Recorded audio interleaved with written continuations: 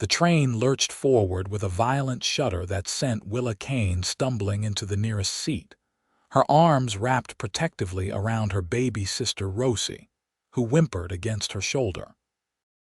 It was the spring of 1893, and Willa had spent every last dollar she possessed on 2 tickets from Kansas City to Guthrie, Oklahoma Territory, fleeing a life that had crumbled around her like dried clay. Their parents had died within weeks of each other that winter, first their mother from pneumonia, then their father from what the doctor called a broken heart, but what Willa knew was simply the consumption that had been eating at him for years. At 22, she found herself responsible for a 3-year-old child with nothing but a small trunk of belongings and a letter from a distant aunt who had grudgingly agreed to take them in, though her words had been cold and spare as winter branches. The train car smelled of coal smoke, unwashed bodies, and something sweet that might have been tobacco or perfume. Willa settled into the hard wooden bench, adjusting Rosie on her lap and smoothing down the child's corn silk hair. The little girl's eyes were red from crying, and her small fists clutched at Willa's threadbare traveling dress. Around them, other passengers jostled for space in the crowded car. Most were men heading west for opportunity or running from something back east, their faces weathered and hard. A few families huddled together, their children pressing faces against windows to watch the landscape rolling past. Willa had just managed to calm Rosie when a commotion near the front of the car drew everyone's attention. A conductor was arguing with a woman holding a screaming infant, his voice sharp and impatient. The woman's face was streaked with tears, and she kept gesturing helplessly at the baby. Willa couldn't hear all the words over the noise of the train, but she caught enough to understand that the woman's ticket was somehow invalid, and the conductor was threatening to put her off at the next stop. Before Willa could think better of it, she called out, her voice stronger than she felt. "Sir, please, can't you see she has a baby?" The conductor turned his narrow gaze on her, his mustache bristling. "This ain't your concern, miss. Tend to your own business." But the distraction had already caused a ripple through the car. An older woman in a black bonnet spoke up, then a man in a dusty suit. The conductor's face reddened, but he backed down, muttering something about checking her ticket again later. The woman with the baby shot Willa a grateful look before sinking into her seat, rocking the infant against her chest. Rosie had fallen asleep by the time the sun began its descent toward the western horizon, painting the Oklahoma sky in shades of amber and rose. Willa's arms ached from holding her sister for so long, but she didn't dare move and risk waking her. She stared out the window at the endless prairie, dotted with scrub brush and the occasional stand of cottonwoods. This was nothing like Kansas City with its bustling streets and brick buildings. This was raw land, untamed and open, and it made something in Willa's chest both expand and contract at the same time. The train began to slow as they approached a water stop, the brakes squealing in protest. Passengers stirred, some standing to stretch their legs, others remaining in their seats with the weary patience of those who had traveled far and had far yet to go. Willa watched through the window as the train pulled alongside a wooden platform. Beyond it, she could see a cluster of buildings, a trading post perhaps, and a corral with horses. That was when she saw him for the first time. He stood near the corral fence, one boot propped on the lower rail, his hat tipped back enough that she could see his face in profile. Even from a distance, she could tell he was tall and broad-shouldered, built like a man who made his living with his hands. He was watching the train with the casual interest of someone who had seen 1,000 trains come and go, but as she watched, his gaze seemed to fix on her window. Their eyes met for just a moment before the train lurched, and she had to steady Rosie, and when she looked back, he was walking toward the platform. The conductor called out that they would be stopped for 20 minutes while the train took on water. Passengers began filing out, eager to stretch their legs and get a breath of air that didn't taste of coal smoke. Willa hesitated, then carefully stood with Rosie still sleeping against her shoulder. Her legs were stiff and cramped, and she needed to move, even if just for a few minutes. The late afternoon air hit her face like a blessing when she stepped down onto the platform. It was warm but not oppressive, carrying the scent of prairie grass and dust, and something green that might have been the river she had heard flowed near here. Rosie stirred but didn't wake, her small body heavy and trusting in Willa's arms. Other passengers milled about, some heading toward the trading post, others simply walking back and forth along the platform. Willa was standing near the edge of the platform, trying to ease the ache in her back by swaying gently side to side, when she heard boots on wood behind her. She turned to find the man from the corral standing a respectful distance away, his hat now in his hands. Up close, she could see he was younger than she had first thought, probably no more than 25 or 26, with dark hair that curled slightly at his collar, and eyes the color of summer sky just before a storm. "Beg your pardon, miss," he said, his voice low and gentle, as though he too was aware of the sleeping child. "I couldn't help but notice you standing here with your little one. That's a long journey you are on, I expect." Willa felt herself tense, as she always did when strange men approached her, but there was something in his manner that seemed genuinely kind rather than forward. "We are heading to Guthrie," she said carefully, "to live with my aunt." He nodded, his eyes dropping briefly to Rosie and then back to Willa's face. "That's a good town. Growing fast since the land run. Lots of opportunities there for folks willing to work hard." He paused, seeming to weigh his words. "I am headed there myself, actually. Got a ranch about 10 miles outside town. Name's Grant Carver." "Willa Kane," she replied, then added, "This is my sister, Rosie." Grant Carver's expression softened even more when he looked at the sleeping child. "She is a sweet little thing, must be tired from the journey." "She doesn't understand what is happening," Willa heard herself say, though she had not meant to confide in this stranger. "Our parents both passed this winter. I am taking her to live with our aunt, though I have never met the woman, and she made it clear in her letter that she is doing us a favor by taking us in at all." She didn't know why she was telling him this. Perhaps it was the kindness in his eyes, or the way he looked at Rosie as though she mattered. Perhaps it was simply that she had been carrying this weight alone for so long that it needed to escape, even to a stranger she would likely never see again after this brief stop. Grant's face grew grave. "I am sorry for your loss," he said, and she could hear that he meant it. "That is a heavy burden for someone so young to carry alone." "I am 22, Willa said, lifting her chin slightly, "and I am not so young." A smile tugged at the corner of his mouth. "No, I suppose you are not." "Forgive me.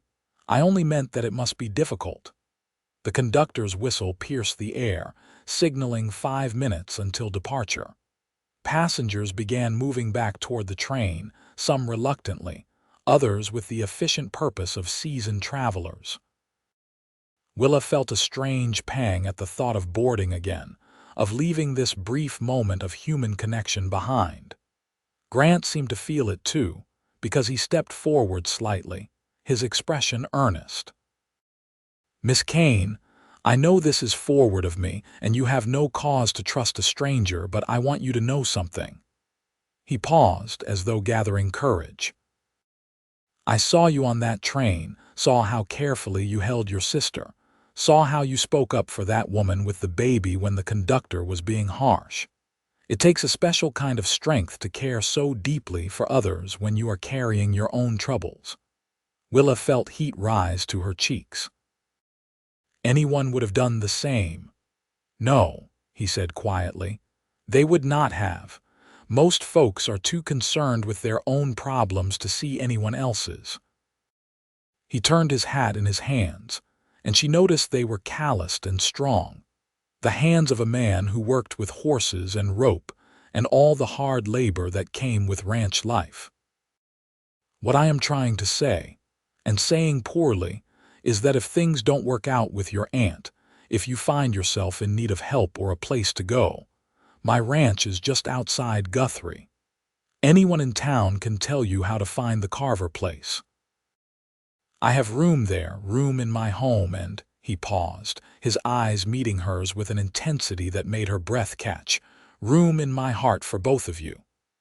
The words hung in the air between them, bold and tender and completely unexpected. Willa stared at him, unable to form a response. No one had ever said anything like that to her before.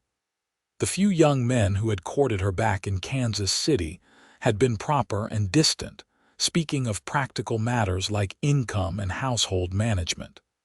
None had ever spoken of having room in their heart, let alone for both her and Rosie. The conductor's whistle blew again, this time with the sharp insistence of a final warning. Grant stepped back, settling his hat on his head. "I am sorry if I spoke too freely. I just wanted you to know. You are not as alone as you might feel." Then he was gone, striding away toward the hitching post where a large bay horse waited. Willa watched him go, her heart beating in a way that had nothing to do with the rush to board the train. She climbed the steps carefully, minding Rosie's sleeping form, and made her way back to her seat. As the train lurched into motion again, she looked out the window and saw Grant mounted on his horse, watching the train pull away. He raised one hand in farewell, and without thinking, she lifted hers in return. The rest of the journey to Guthrie passed in a blur. Rosie woke and fussed, hungry and uncomfortable, and Willa did her best to soothe her with the last of the bread and cheese she had packed for the journey. Night fell, and the train car grew quiet save for the rhythmic clatter of wheels on rails and the occasional snore from a sleeping passenger. Willa dozed fitfully, her mind returning again and again to Grant Carver's words. "Room in my heart for both of you." It seemed impossible that a stranger could mean such a thing, and yet she had seen something in his eyes that made her believe he did. They arrived in Guthrie just after dawn, the train pulling into a station that was far busier than Willa had expected. The town had been founded only 4 years earlier during the Great Land Run of 1889, when thousands of settlers had raced to claim free land in the Oklahoma Territory. Despite its youth, Guthrie had grown into a proper town with brick buildings, wide streets, and all the trappings of civilization struggling to take root in the wild prairie. Willa gathered their trunk with the help of a porter, then stood on the platform with Rosie clinging to her hand, both of them rumpled and tired and uncertain. Her aunt's letter had said to take a room at the boarding house on Harrison Avenue and send word, and she would come for them when it was convenient. The coldness of that phrase had stung when Willa first read it, and it stung no less now. The boarding house was easy enough to find, a 2-story wooden structure with a sign that proclaimed it to be Mrs. Henderson's respectable rooms for ladies and families. The proprietress was a stout woman with steel gray hair and sharp eyes that assessed Willa and Rosie in a single glance. Yes, she had a room available. Yes, it would be $2 a week, payable in advance. No, meals were not included, but there was a dining room downstairs where breakfast could be had for 25 cents and supper for 35.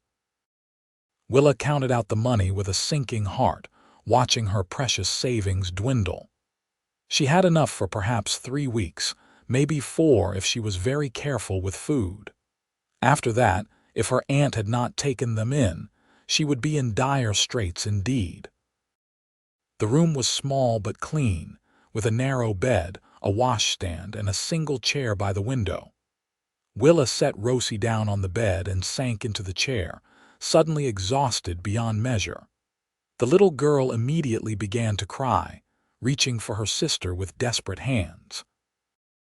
Willa pulled her into her lap, rocking her and murmuring soft reassurances that felt hollow even as she spoke them. They spent that first day in the room, both of them too tired and overwhelmed to venture out. Willa went downstairs once to send a message to her aunt through Mrs. Henderson, who knew everyone in town and assured her it would be delivered promptly.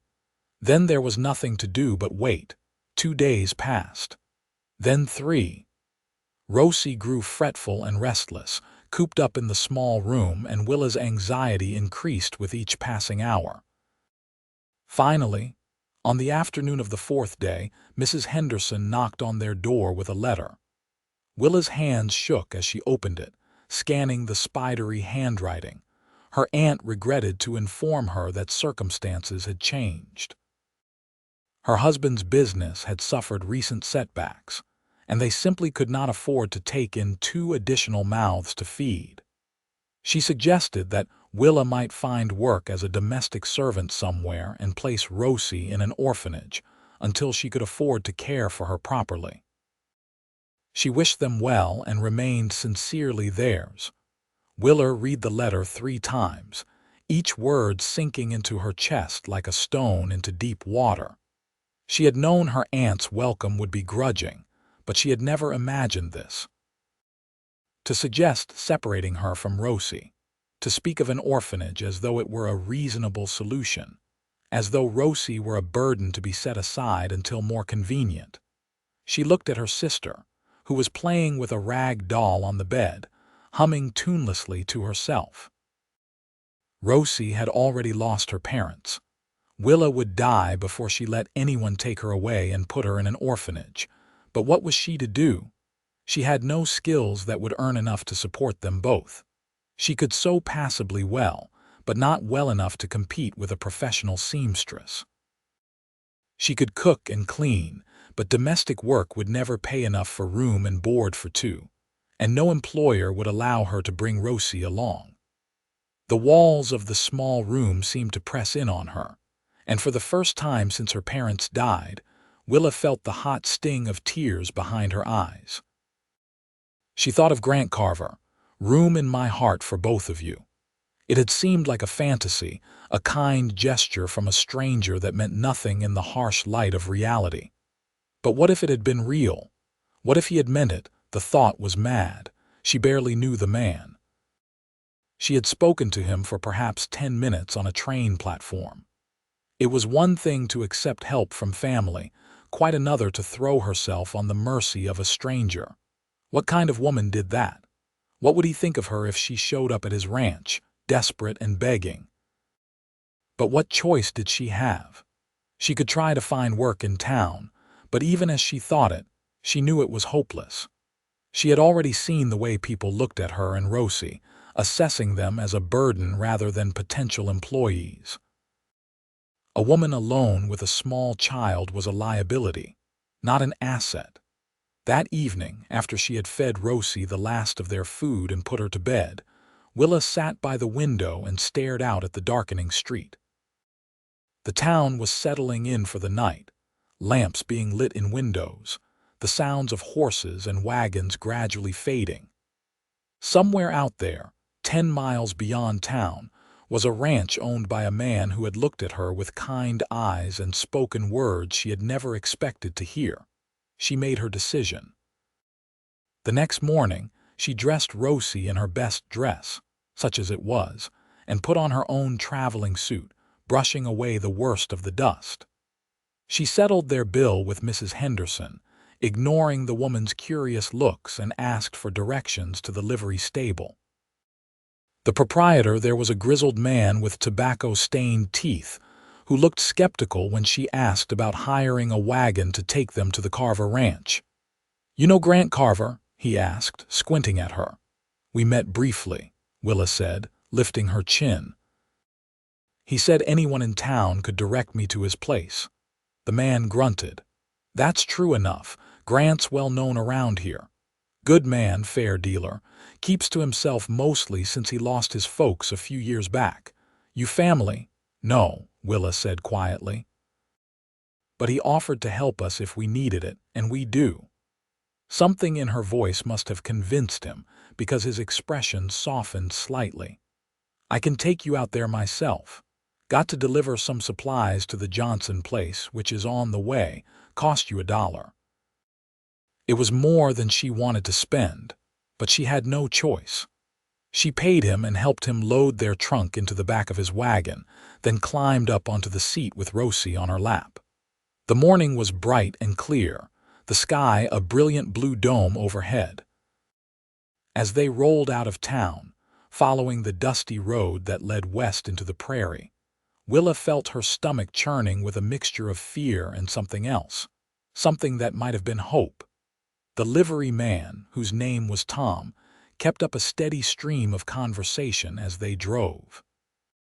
He told her about the land run, how people had lined up at the border and then raced madly across the prairie to stake their claims. Grant's father had been one of the early settlers, Tom said, claiming a good piece of land near a creek with timber and water rights. He had built up a decent ranch, and when he and his wife died in a fire 3 years ago, Grant had taken over, running the place alone with just a couple of hired hands. He doesn't come to town much, Tom said, glancing at her sideways.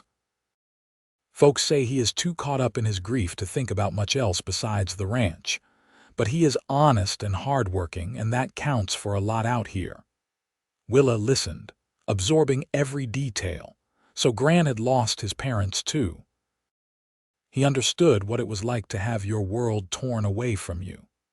Perhaps that was why he had spoken to her with such understanding, why he had seen past the surface to the fear and desperation she tried so hard to hide. They turned off the main road onto a smaller track that wound through rolling grassland. In the distance, Willa could see a line of trees that marked a creek, and beyond that, the buildings of a ranch. Her heart began to pound harder as they drew closer. What if he had not meant what he said? What if it had been just a polite pleasantry, something you said to a stranger you never expected to see again? What if he took one look at her standing on his porch with her sister and her trunk and turned them away? But it was too late to turn back now. Tom was pulling the wagon up to the main house, a sturdy structure of wood and stone with a wide porch and a roof that looked newly shingled. There were corrals and outbuildings, a barn that looked solid and well-maintained, and beyond that, green pastures where horses grazed. It was a working ranch, clearly, but it was also cared for, loved even in the way that only a place that is truly home can be loved. Tom helped her down and lifted Rosie after her, then hauled their trunk onto the porch. "You want me to wait?" he asked, not unkindly. "In case he is not here or something?" Willa shook her head. She had no money for him to wait, and besides, she had committed to this course. "Thank you, but we will be fine." He tipped his hat and climbed back onto the wagon, clucking to the horses. Willa watched him drive away, dust rising behind the wheels, and then she was alone on the porch with Rosie holding tight to her hand. She took a deep breath and knocked on the door. There was no answer. She waited, then knocked again, louder this time. Still nothing. Her heart sank. Perhaps he was out on the range somewhere, working with the cattle or horses. Perhaps he would not be back until evening. She looked around, uncertain what to do. She could not simply sit on the porch all day, and Rosie was already getting restless. Then she heard the sound of hoofbeats, and she turned to see a rider coming toward the house from the direction of the barn. Even from a distance, she recognized Grant's broad-shouldered form, the easy way he sat his horse. He had seen the wagon leaving, and he was coming to investigate. He pulled up when he saw her, his expression shifting from curiosity to recognition to something else, something that looked almost like joy.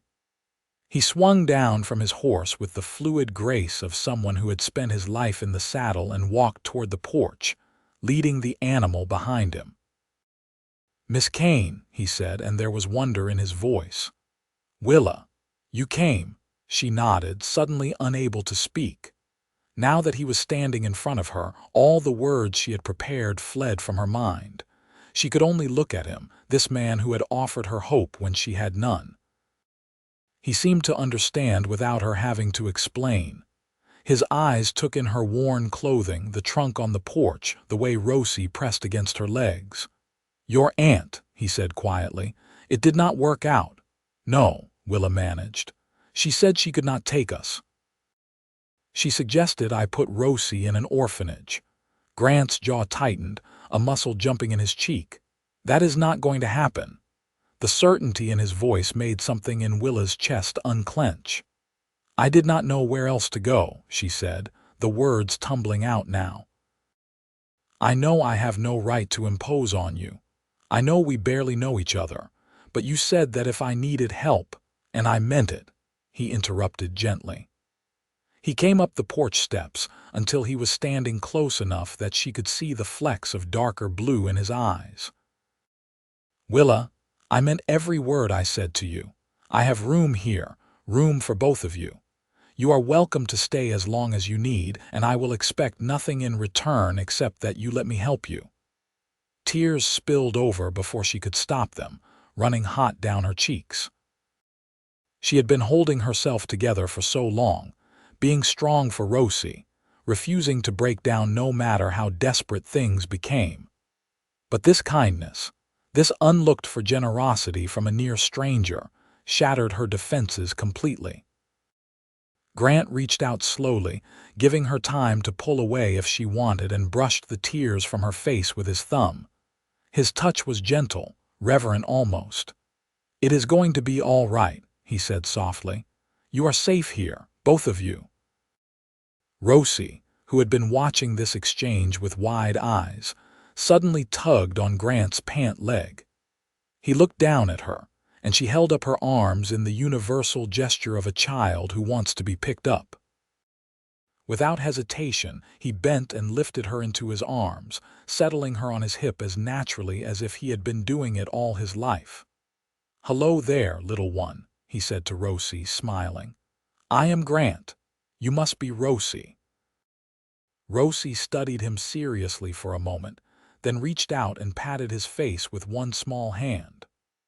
"Horsey," she said, pointing at the bay that stood patiently behind him, reins trailing. Grant laughed, a warm sound that made Willa's heart do something strange and fluttery in her chest. "That's right, that is my horse. His name is Thunder. Would you like to pet him?" Rosie nodded enthusiastically. Grant carried her over to the horse, keeping a secure arm around her, and guided her hand to stroke the animal's neck. Thunder stood perfectly still, as though he understood the precious cargo being held near him. Rosie giggled with delight, and Grant looked back at Willa with such joy on his face that she felt her breath catch. He carried Rosie back to the porch, then set her down gently. "Let me take care of Thunder, and then I will show you inside and get you both settled. There is a spare room that should work well for you and Rosie, and we can figure out the rest as we go." He led the horse away toward the barn, and Willa sank down onto the porch steps, her legs suddenly weak. She had done it.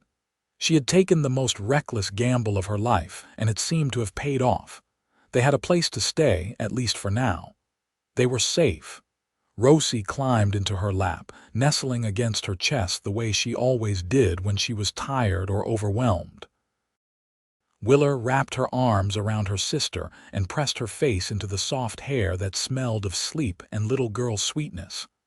"We are going to be all right," she whispered. "Everything is going to be all right." Grant returned a few minutes later and picked up their trunk as easily as if it weighed nothing. He carried it inside, and Willa followed with Rosie, stepping into the house for the first time. The interior was simple but comfortable, with a large main room that served as both kitchen and living area, a stone fireplace taking up most of one wall. The furniture was well made but plainly masculine, and there was a layer of dust on some of the surfaces that suggested a man who spent more time working outside than keeping house. "I know it is not fancy," Grant said, sounding almost apologetic. "I never saw much point in fussing over things when it was just me here." "It is wonderful," Willa said honestly. After the cramped boarding house room, this felt like a palace. He led her down a short hallway to a bedroom that was clearly not his own. It held a large bed with a plain quilt, a dresser, and a chair by the window. Sunlight streamed through the glass, making the room feel warm and welcoming. Grant set the trunk at the foot of the bed. "This was my parents' room," he said quietly. "I have been sleeping in the smaller room at the end of the hall.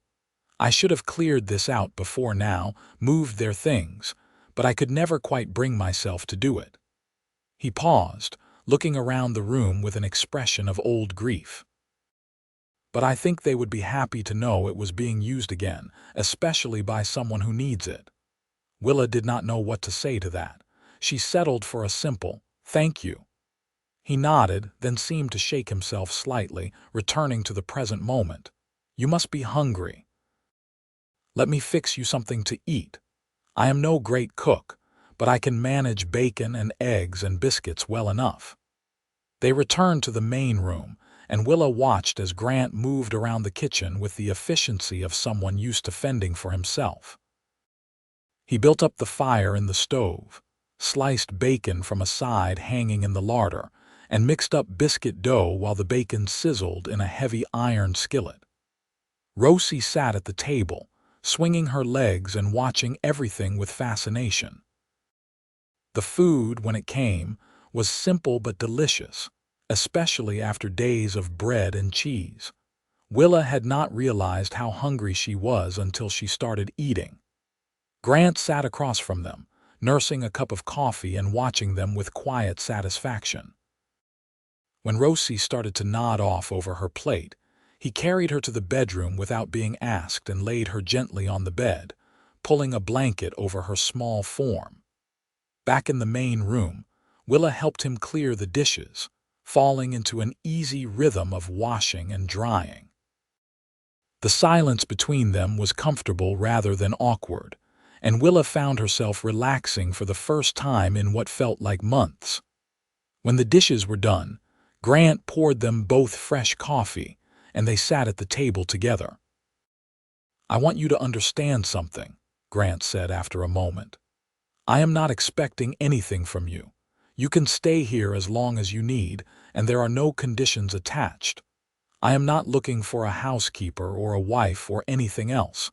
I just wanted to help because I could see you needed it." Willa looked down at her coffee, tracing the rim of the cup with one finger. "But I cannot simply live here without contributing something. That would not be right." "Then we will figure something out that makes you comfortable," he said easily. "But there is no rush. Take time to rest, to let Rosie settle in. We will work out the details as we go." She looked up at him then, really looked at him. He was handsome in a weathered, outdoor way, with lines around his eyes from squinting into the sun, and a scar on his chin that might have come from a fall from a horse or any of the 1,000 small accidents that came with ranch life. But more than his appearance, it was his manner that struck her. He was kind, genuinely kind in a way that seemed so rare in the world she had known. He looked at Rosie as though she were precious rather than a burden. He spoke to Willa as though her thoughts and feelings mattered. "Why are you doing this?" she asked softly. "You do not know us." "We could be anyone." Grant was quiet for a moment, staring into his coffee as though searching for the right words. "After my parents died," he finally said, "I spent a long time just going through the motions. I worked the ranch because it needed to be worked. I ate because I needed to eat. I slept because the day was done. But I was not really living. I was just existing, waiting for something without knowing what it was." He looked up, meeting her eyes. "And then I saw you on that train platform, holding your sister and looking like you were carrying the weight of the whole world on your shoulders. And I thought, here is someone who needs help, who deserves help, and maybe I could be the one to give it. Maybe that could be what I was waiting for." The words hung in the air between them, honest and vulnerable in a way that made Willa's throat tight.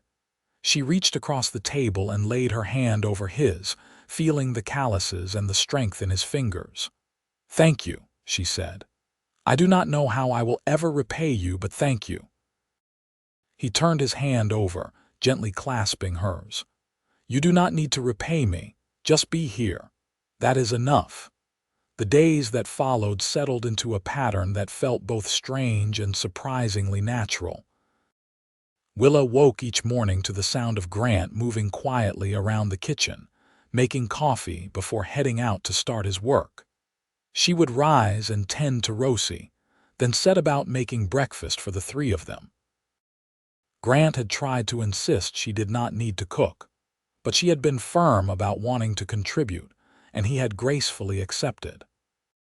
After breakfast, Grant would disappear outside to work with his horses and cattle, and Willa would spend the morning cleaning the house, which desperately needed a woman's touch after years of bachelor living. She scrubbed floors, washed windows, and beat rugs until the dust flew. She sorted through the larder and made lists of supplies they needed. She found her mother's old recipes in her trunk and began preparing proper meals, stews and roasts and pies that made the house smell like home. Rosie followed her everywhere, chattering constantly in the way that 3-year-olds do, asking questions about everything she saw. The child had been subdued and fearful in the weeks after their parents died, but here on the ranch, with space to run and things to explore, she began to come back to life. She played in the yard while Willa hung laundry, making elaborate games with sticks and stones. She helped bake cookies, standing on a chair beside Willa and carefully dropping spoonfuls of dough onto the baking sheet. And every evening when Grant came in from his work, Rosie would run to him with arms outstretched, and he would swing her up into the air until she squealed with laughter. Then they would all sit down to dinner together, and Grant would tell them about his day, about the new colt that had been born or the fence that needed mending or the coyotes he had heard howling in the night. He asked Willa about her day too, seeming genuinely interested in what she had done, treating her stories of scrubbing floors and baking bread with the same attention he gave to his own work. 2 weeks passed, then 3. Spring deepened into early summer, the prairie grass growing tall and green, wildflowers blooming in riots of color. Willa found herself falling into the rhythm of ranch life, learning the patterns of the land and the animals. Grant taught her to ride, putting her up on a gentle mare named Daisy and walking beside them until she found her balance. Rosie rode in front of Grant on Thunder, shrieking with delight as they trotted around the corral. And slowly, almost imperceptibly at first, Willa began to realize that what she felt for Grant Carver was no longer simple gratitude.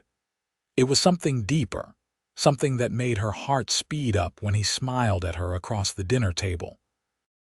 Something that made her aware of the way his shoulders filled out his shirt, the way his hands moved with such competence and grace, the way his voice softened when he spoke to Rosie. Something that made her think about what it would be like if this was not just temporary refuge but a real home, a real family. She tried to push the feelings away. It was too soon, too complicated.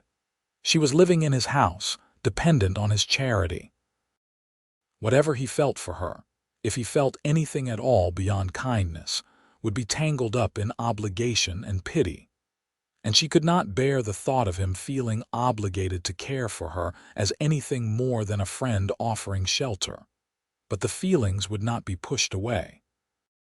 They grew stronger with each passing day, with each shared meal and quiet conversation, with each time she caught him watching her with an expression she could not quite read. One evening in late June, after Rosie had been put to bed, Willa and Grant sat on the porch watching the sun set. The sky was painted in shades of orange and pink and deep purple, and the air was soft and warm with just a hint of coolness to remind them that night was coming. They had fallen into the habit of sitting out here together after dinner, not always talking, just being present with each other in the peaceful quiet of evening. "Willa," Grant said suddenly, his voice low, "can I ask you something?" She turned to look at him, her heart already beating faster at the seriousness in his tone. "Of course." He was quiet for a moment, seeming to gather his thoughts. "Are you happy here? I mean, truly happy, not just grateful for a place to stay." The question surprised her. "Yes," she said without hesitation. "I am happier than I have been in a very long time. This place, this life, it feels right in a way I did not expect." He nodded slowly, still looking out at the horizon rather than at her. "I need to tell you something, and I am not sure how to say it without sounding like a fool." "You could never sound like a fool," she said gently. That made him smile, though there was nervousness in it. "You might think differently in a minute." He took a deep breath. "That day on the train platform when I saw you for the first time, something happened to me. I know that sounds like something out of a dime novel, but it is true. I looked at you, and I just knew. I knew that you were going to be important to me, that you were going to change my life. And when I said I had room in my heart for you and Rosie, I meant it with every fiber of my being." Willa's breath caught. She wanted to speak, but he held up a hand, asking her to let him finish. "These past weeks, having you here, seeing you every day, watching you with Rosie, eating meals together and sitting out here in the evenings, it has been the best time of my life. You have made this house feel like a home again. You have made me feel alive again." He finally turned to look at her, and the emotion in his eyes made her feel as though the ground was tilting beneath her. "I am falling in love with you, Willa. Hell, I think I started falling in love with you the moment I saw you on that platform. And I know this is complicated. I know you might not feel the same way. I know you might think I am just confused or that you are obligated because you are living in my house. But I had to tell you. I could not keep it inside anymore." For a moment, Willa could not speak. Her heart was pounding so hard she thought he must be able to hear it. Then, hardly daring to believe what she was about to say, she whispered, "You are not confused, and I do not feel obligated. I feel the same way." Grant went very still. "What?" She turned in her chair to face him fully, taking his hands in hers. "I have been falling in love with you too.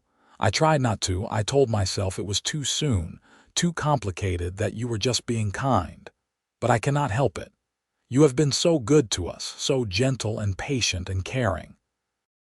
You look at Rosie like she is your own, and you look at me like I matter, like I am more than just a burden you took on.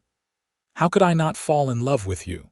The expression on his face was one of pure joy, wonder and disbelief and happiness, all mixed together. He reached up and cupped her face in his hands, his thumbs stroking gently across her cheekbones. "Willa Kane, you are the furthest thing from a burden. You are a gift. You and Rosie both. The greatest gift I have ever received." And then he was kissing her, his lips warm and soft against hers, and the world fell away until there was nothing but the two of them and the perfect rightness of this moment. When they finally pulled apart, both breathing hard, Grant rested his forehead against hers. "Marry me," he said, the words coming out in a rush. "I know we have not known each other long. I know this is fast, but I am sure. I have never been more sure of anything in my life. Marry me and let me be your husband. Let me be a father to Rosie. Let me spend the rest of my life making you happy." Tears were streaming down Willa's face again, but this time they were tears of joy. "Yes," she said, laughing through the tears. "Yes, Grant, I will marry you." He kissed her again, deeper this time, and she melted into him, all the loneliness and fear and uncertainty of the past months falling away like shed skin. This was where she was meant to be. This was home. They were married 3 weeks later in a simple ceremony in Guthrie, with Tom from the livery stable and his wife standing up as witnesses and Rosie clutching a bouquet of wildflowers and looking very serious in her best dress. The minister pronounced them man and wife, and when Grant kissed her, Willa felt her whole world shift and settle into place. They had a small celebration dinner at the hotel restaurant, and then they drove back to the ranch in the wagon, Rosie asleep between them and the evening star just beginning to show in the deep blue sky. Grant carried Rosie inside and tucked her into bed, and then he took Willa's hand and led her to his bedroom, which was now their bedroom. He was gentle with her, patient and tender, and when they finally came together as husband and wife, Willa felt complete in a way she had never imagined possible. Afterward, lying in his arms with her head on his chest and his fingers tangling in her hair, she felt tears slip down her cheeks again. "What is wrong?" Grant asked immediately, concern in his voice. "Nothing," she said, smiling against his skin. "Absolutely nothing. I am just so happy I can hardly believe it is real." He held her tighter. "It is real. I promise you this is real, and I am never letting you go." The months that followed were perhaps the happiest of Willa's life. She threw herself into making the ranch house truly their home, sewing curtains for the windows and planting a garden behind the house where vegetables and flowers grew side by side. She learned to help with the ranch work too, feeding chickens and gathering eggs, helping Grant with the horses when he needed an extra pair of hands. Rosie thrived in the wide open spaces and the security of a stable home. She followed Grant around like a small shadow, and he treated her with all the love and patience of a true father. He taught her to ride properly, first on a pony they bought from a neighbor, then graduating to a larger horse as she grew. He read to her every night before bed, his deep voice turning the simple stories into grand adventures. And when she started calling him Papa instead of Grant, Willa saw tears shine in his eyes even as he smiled. Their first winter together was harsh, with blizzards that buried the ranch under feet of snow and temperatures that dropped so low the water in the buckets froze solid overnight. But inside the house, they were warm and safe, the fire burning bright and the three of them together. Grant taught Willa to play chess during the long evenings when it was too dark and cold to do anything else, and Rosie learned her letters, sitting at the table with her tongue caught between her teeth as she carefully copied the alphabet onto a slate. Spring came again, and with it, Willa discovered she was expecting a child. She told Grant one evening after Rosie had gone to bed, taking his hand and placing it on her still flat stomach. His eyes went wide, and then he was laughing and crying at the same time, pulling her into his arms and spinning her around the room. "A baby," he kept saying, as though he could not quite believe it. "We are going to have a baby." Their son was born in late autumn, arriving on a crisp October morning with the leaves turning gold on the cottonwoods by the creek. Grant paced outside the bedroom while Mrs. Johnson from the neighboring ranch helped Willa through the labor, and when he was finally allowed in to meet his son, he held the tiny bundle as though it were made of glass. "He is perfect," Grant whispered, staring down at the red, wrinkled little face. "Willa, he is absolutely perfect." They named him Thomas, after Willa's father, and he became the center of their world. Rosie was enchanted with her new brother, wanting to help with everything, and Grant proved to be as patient and gentle a father to a newborn as he was to a little girl. He would walk the floor with Thomas in the middle of the night, singing old cowboy songs in his rumbling voice until the baby quieted, and Willa would wake in the morning to find them both asleep in the rocking chair by the window. The years passed in a blur of busy, happy days. The ranch prospered under Grant's careful management, and they were able to hire more help, taking some of the burden off him and allowing him more time with his growing family. Rosie started school in town, riding in with Grant twice a week, and staying with Tom and his wife on the nights when the weather was too bad to make the journey home. When Thomas was 2, Willa gave birth to twin girls, Emma and Grace, who arrived early and tiny but fierce with determination to thrive. The house was suddenly full of noise and chaos and laughter, and Grant would sometimes stop in the middle of his work and just shake his head in wonder at how full his life had become. "Remember when it was just me here?" he said to Willa one evening as they surveyed the scene before them. Rosie was reading aloud from a book, stumbling over the longer words but determined to finish the chapter. Thomas was building a tower with wooden blocks, his tongue sticking out in concentration, just like his older sisters did. The twins were playing with rag dolls by the fire, chattering to each other in their own private language that only they seemed to understand. "I remember," Willa said, leaning into his side. "It seems like a lifetime ago." "It was a lifetime ago," Grant said, wrapping his arm around her waist. "A different life entirely. I was half dead inside, just going through the motions. And then you came and you brought me back to life." "We brought each other back to life," Willa corrected gently. "I was lost too, remember? I did not know where I was going or how I was going to survive. And then you offered me hope when I had none left." He kissed the top of her head. "Best decision I ever made, talking to you on that train platform." Rosie grew into a beautiful young woman with her mother's determination and her father's kindness. She had a gift with horses that Grant nurtured, teaching her everything he knew about breeding and training.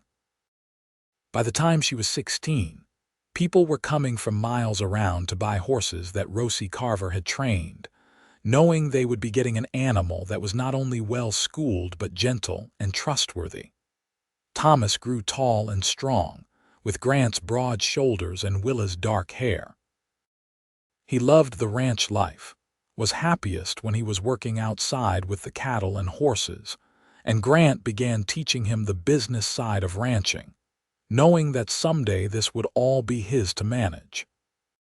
The twins were like two sides of the same coin, identical in appearance but different in temperament. Emma was bold and adventurous, always climbing trees and exploring the farthest reaches of the ranch. Grace was quieter, more thoughtful, happiest with a book in her hand or helping Willa in the garden. Life was not always easy. There were droughts that dried up the creek to a trickle and made the grass turn brown and brittle. There were hard winters when they lost cattle to the cold and had to stretch their supplies to make it through to spring. There were illnesses and injuries, the everyday dangers of ranch life that kept Willa's heart in her throat more times than she could count. But through it all, they had each other. Grant and Willa faced every challenge as partners, making decisions together and supporting each other through the difficult times. And no matter how hard things got, they never forgot to take time for each other, stealing moments alone on the porch in the evenings, or riding out to the creek together on Sunday afternoons when the children were occupied with their own pursuits. On their 10th wedding anniversary, Grant gave Willa a locket on a gold chain. Inside were 2 tiny photographs, one of her and one of Rosie, taken that first summer they had come to the ranch. Willa held it in her hand, tears streaming down her face. "I wanted you to remember," Grant said softly, "where we started. That frightened girl on the train platform who took a chance on a stranger. That little girl who had lost everything but still had the courage to smile. I wanted you to remember how far we have come, and how every good thing in my life started the day you rode that train into Oklahoma territory." Willa could not speak, could only throw her arms around his neck and hold him as though she would never let go. She thought about that day, about how desperate and afraid she had been, how close she had come to losing hope entirely. And she thought about Grant, standing by his corral fence, making a split-second decision to approach a stranger and offer kindness when she needed it most. "I love you," she whispered against his neck. "I will love you until the day I die and beyond." "And I love you," he replied, his voice rough with emotion. "Room in my heart for both of you," I said. "I did not know then that my heart would grow to hold so much more." 5 children, a life full of joy and purpose, more happiness than I ever dreamed possible. All because you were brave enough to trust me.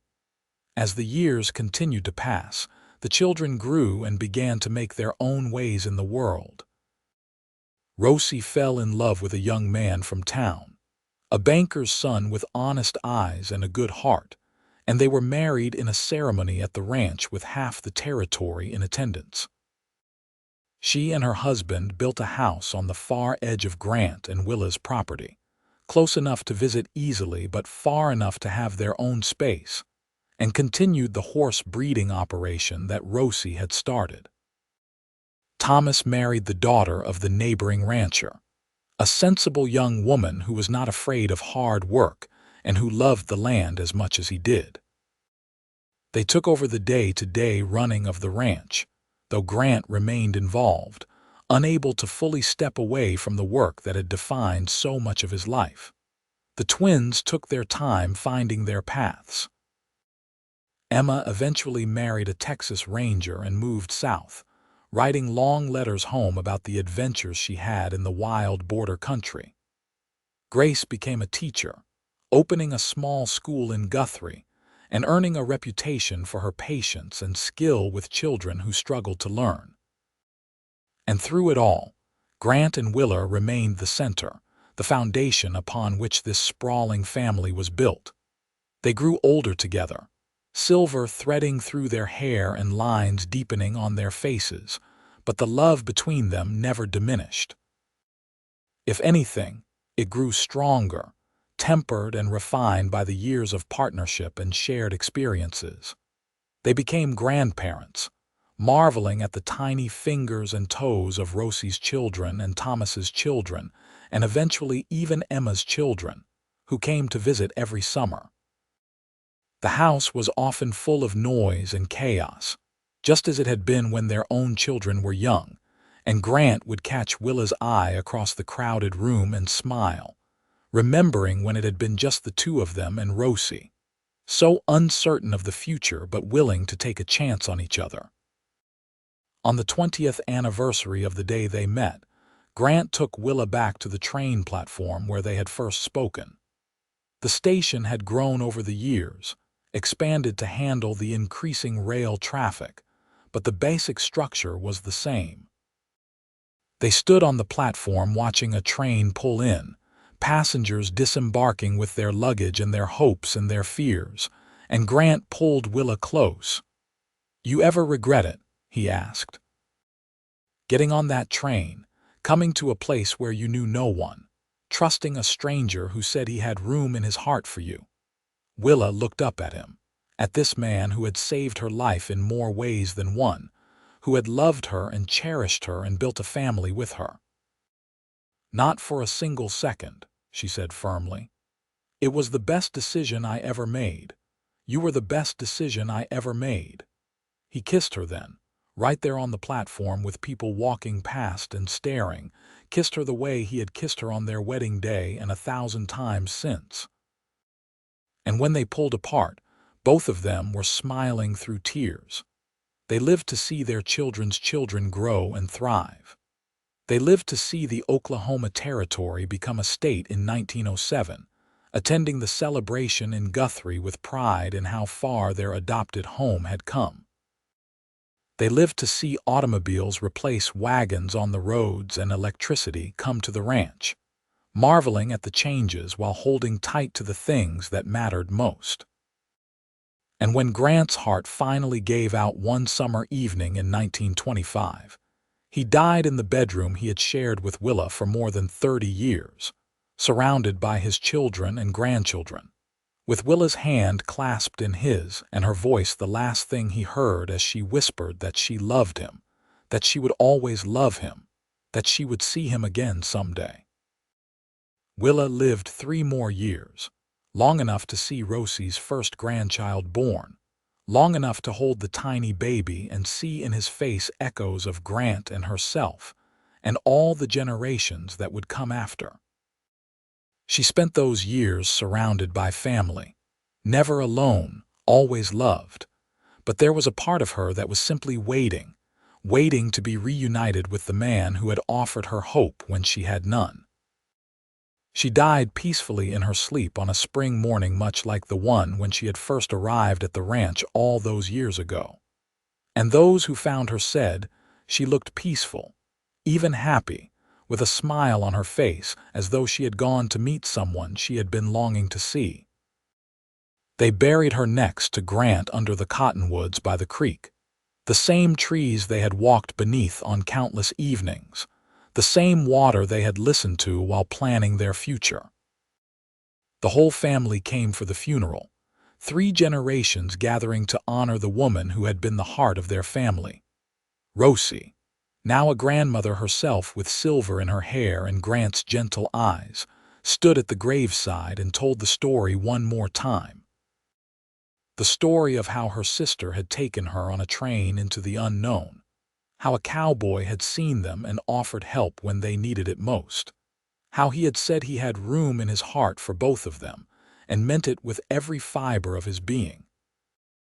She told it so that the younger generations would know, would understand where they came from and what kind of love had built the foundation of their family. And in the years that followed, whenever the family gathered at the ranch, someone would inevitably bring up the story. The children would beg to hear it again, and their parents would oblige, spinning out the tale of the frightened young woman on the train platform and the kind cowboy who fell in love with her at first sight. They told it until it became legend, until it became the story that defined who they were and where they came from. But for those who had been there, who had seen it unfold in real time, it was never just a story. It was the truth of 2 people who found each other against impossible odds, who chose love when it would have been easier to choose safety, who built something lasting and beautiful out of desperation and hope and sheer determination to make a life together. The ranch remained in the family, passed down through the generations. The house expanded and modernized, but never losing the bones that Grant had built and Willa had made a home. And sometimes, on quiet evenings when the wind whispered through the cottonwoods by the creek, you could almost hear the echo of voices from long ago.